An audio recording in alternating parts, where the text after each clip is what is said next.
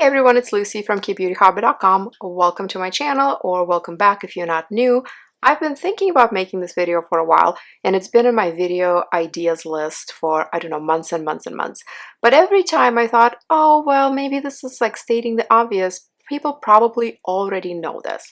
But then somewhat recently I talked to a friend and realized that no, not everybody knows this.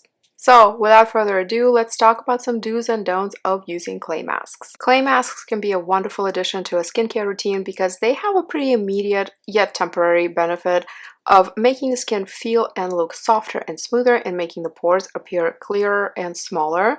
Contrary to popular marketing techniques, no, it does not suck out the gunk from your pores. It doesn't physically vacuum anything out, but it does absorb the impurities that are in direct contact with the clay, which is a heck of a lot better than popping, squeezing, or scraping at your skin. And then nowadays we have some wonderful formulas with other beneficial ingredients like other types of clays or mugwort or centella or anything you can think about, charcoal, whatever. There's so many clay masks. My first tip is to find the right clay mask for you. They're definitely all different. Some are pretty harsh, some are more gentle. I have my favorites. I love the Axis Y mask a lot. I like the Isntree mugwort mask. I'll put links to the reviews for those in the description below that you can check out. Do apply them to moist skin, and I'll say regardless of what the instructions say, because I've seen a lot of instructions for masks, for example for the Sun by Me clay mask, that say to apply it to clean dry skin. To me, that is opening yourself up for over drying the skin potentially, and I think these work just as well if you put them over moist skin, even work a little bit better because it's a more gentle experience. Do not let them dry to a crisp, and this is what actually inspired me to finally make the video after a friend of mine texted me a picture of herself saying, "Hey, I am trying the mask you gave to me. Aren't you proud? I'm doing my skincare." And in the picture, the mask is just cracking. It is so dry, it is cracking. And I don't blame anybody, I don't fault anybody. That is definitely the way we used to do it when I was in high school, which wasn't that long ago, but you know, it's been some time. That's how I used to do them. I would put it on and I would let it dry, and then I had a hard time washing them off. I actually swore off clay masks for a while after that because every time it would leave my skin really dry and irritated and red. But now I understand that you don't have to let them dry. They are just fine. They work just as well, and your skin will look just as good, actually better, if you wash them off before they get dry to that crispy, crunchy, pulling, tugging sort of state.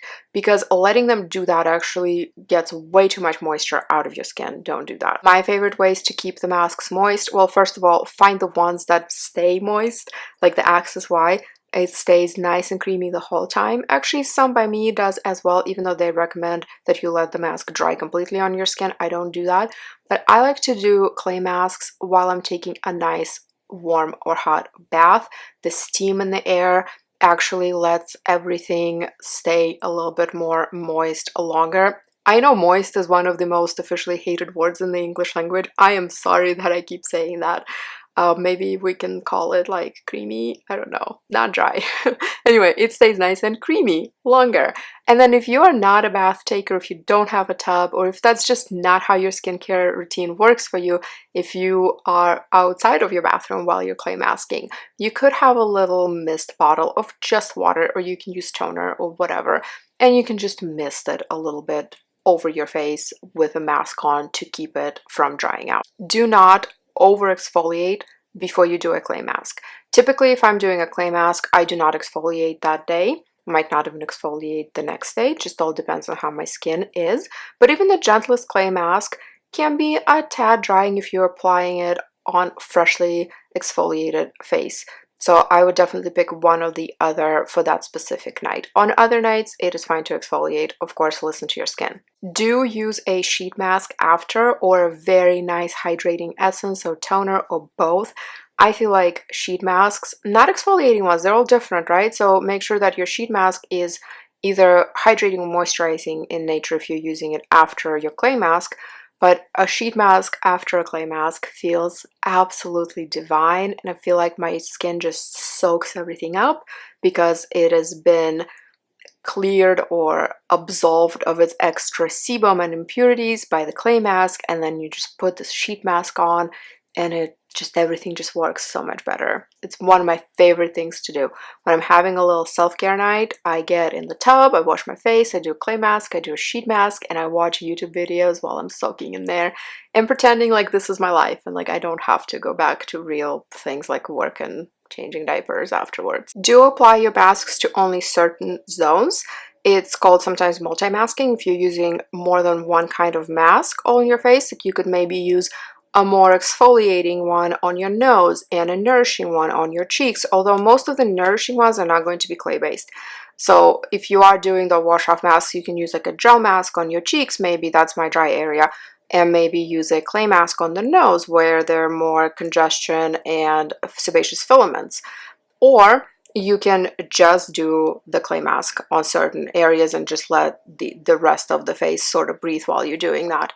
It is totally okay.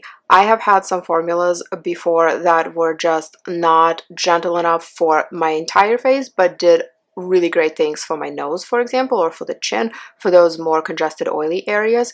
And don't feel like you have to put every single mask all over the face. That is not necessary. Just play around, see what works for you. Last but not least, and maybe that's the most important one, and it's also the one that is hardest for me, and that's do not use something just because you bought it or got it for free or whatever. Just because you have something, don't feel like you have to use it. If it doesn't work for you, it doesn't work for you. It is okay to sell, gift, donate, whatever, or just to toss if it comes to that, because it's your skin and you're not a garbage can. You don't have to use up everything that you have. I struggle with this all the time, not just with skincare, but also with things like food, like Clean Plate Club. That's just the way I was raised. We didn't have a lot. We never starved or anything, but we didn't have anything extra. I remember when I was a kid, actually, my mom could only afford 1 orange a day for me. Again, we weren't starving, but fruits and things were more expensive, and so we could only eat like I could only have 1 orange a day because that's what we could afford. That's not the only food that I had. I had other food, but specifically when it comes to oranges, like I couldn't have 2 oranges or 3 oranges. I could only have one.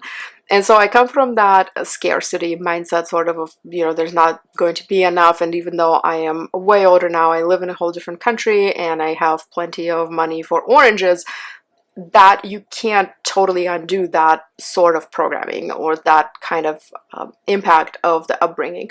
So I really struggle with waste, and sometimes I feel like I need to use something up just because I have it, but no, you don't. You don't have to. If something is not working for your skin, if it's hurting your skin, if it's not benefiting it, there are some other things you can do. You can try and use it up on the body. You can find a friend with a different skin type, etc., etc. But again, just don't feel like you have to keep using it on your face if it's not working for you.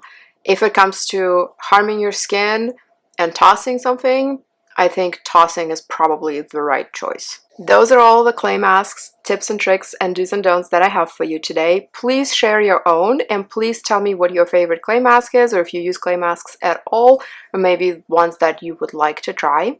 You can find me on Instagram at KBeautyHobbit, on my blog KBeautyHobbit.com, and in my private Facebook group Korean Beauty Fanatics. I will see you in my next video, and until then, please remember to always listen to your skin. Thank you so much.